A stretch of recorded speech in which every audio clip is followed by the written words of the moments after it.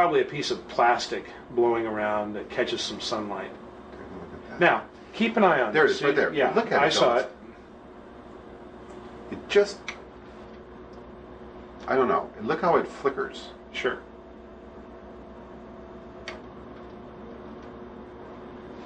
Right here.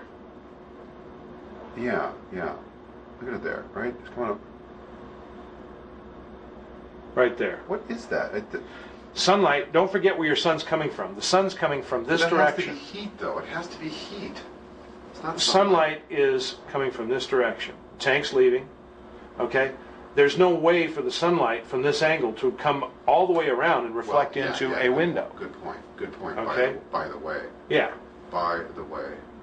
There's just no way for it to be sunlight because the sunlight, as we can see, the sunlight is on this side of the structure. Take it back a little bit and point out, I want to see this increase in the heat in the dog run.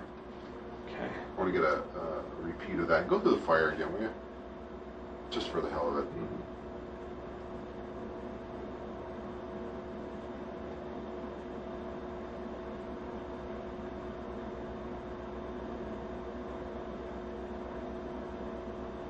If you can, you want to do a little comparison with Quinteri's hypothesis and explain the divergence between yours and what he presented at the hearings. Okay. We're coming up on the dog run hypothesis. As you can see, the sunlight, this is a darker gray right now. Okay? It's pretty light there. It's pretty light, but wait until we come back around here and the detonation. Notice the gray shading right in this area. Exactly, right. So it's hotter towards the window. Towards this end, because the sunlight is angling down on it. Okay.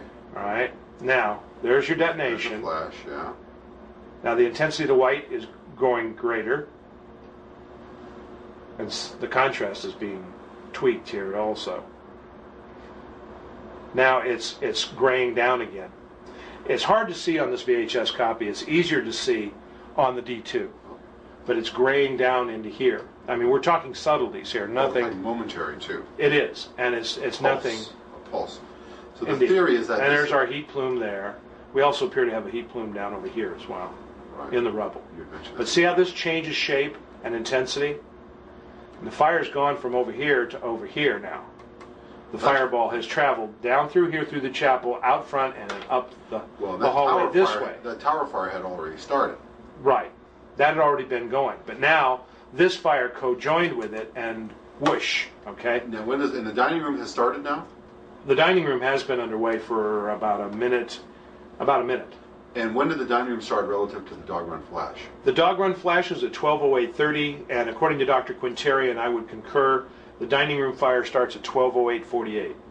Okay, which concurs with a flash fire. I'd have to check that number. It's either 12:08:42 or 12:08:48. All right. So the idea is that both your theories coincide. Yeah, 10 to 18 seconds after the ignition point at the back of the dog run, Dr. Quinteri says, yeah, that one started. Didn't he say a third one started a minute after that?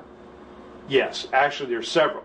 And what's happening is that his hypothesis is that people were running around inside the building setting these fires here, right, here, and now pretty soon here. Right, there. And in fact, what we're seeing is the effects of a flash fire moving inside of the building, and as the flash fire proceeds through, there's the one at the gymnasium.